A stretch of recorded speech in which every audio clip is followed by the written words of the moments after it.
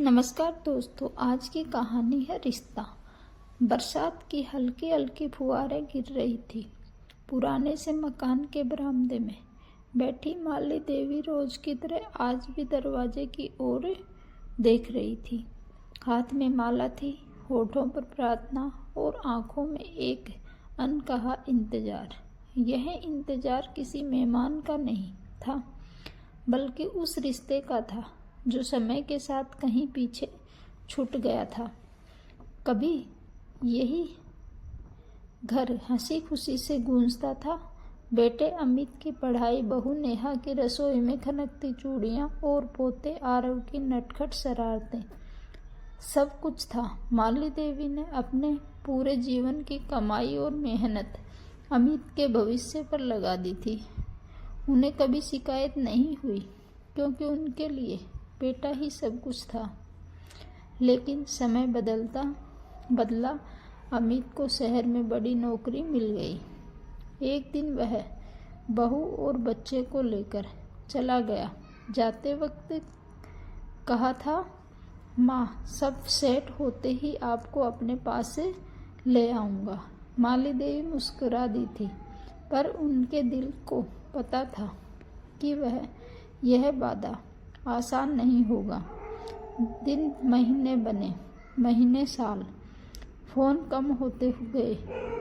माली देवी बीमार थी भी पड़ी, मगर उन्होंने किसी को परेशान नहीं किया।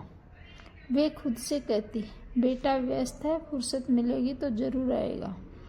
इंसान अक्सर अपनों के लिए ही सबसे ज़्यादा बहाने ढूंढता है। पड़ोस में रहने वाली राधा हर दिन उनका हाल चाल पूछती, कभी दवा ले आती, कभी सब्जी। खून का रिश्ता नहीं था, फिर भी राधा का अपनापन सच्चा था। माली देवी कई बार सोचती, अगर समय पर साथ मिल जाए तो रिश्ता अपने आप बन जाता है। एक शाम माली देवी की तबीयत ज़्यादा खराब हो गई।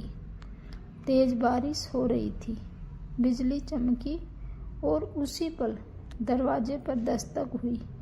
कांपते कदमों से उन्होंने दरवाजा खोला। सामने अमित खड़ा था, भीगा हुआ, परेशान और आंखों में गहरा पछतावा। माँ, मैं बहुत देर कर दी, वह फूट फूट कर रो पड़ा। माली देवी की आंखें भी भर आई, लेकिन उन्होंने कोई शिकवा नहीं किया, बस बेटे के सिर पर हाथ रखा। उस एक स्पर्श में बरसों की दूरी खत्म हो गई। थोड़ी देर में नेहा और आरव भी अंदर आए। आरव ने झिझकते हुए पूछा, दादी, आप मुझसे नाराज तो नहीं हो? माली देवी मुस्कुरा दी। नाराजगी रिश्तों को कमजोर करती है और प्यार उन्हें मजबूत बनाता है। उस रात घर में फिर से रौनक लौट आई। अमित ने स्वीकार किया कि दौलत और नौकरी की दौड़ में वह माँ की अहमियत भूल गया था।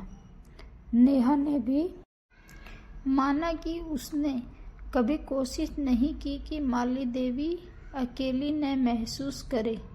अगली सुबह राधा आई तो माली देवी ने उसका हाथ पकड़ लिया।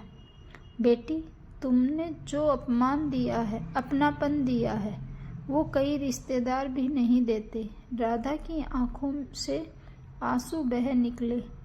अब यह घर फिर से जी उठा था। माली देवी को समझ आ गया था कि रिश्ता सिर्फ खून से नहीं, एहसास से बनता है।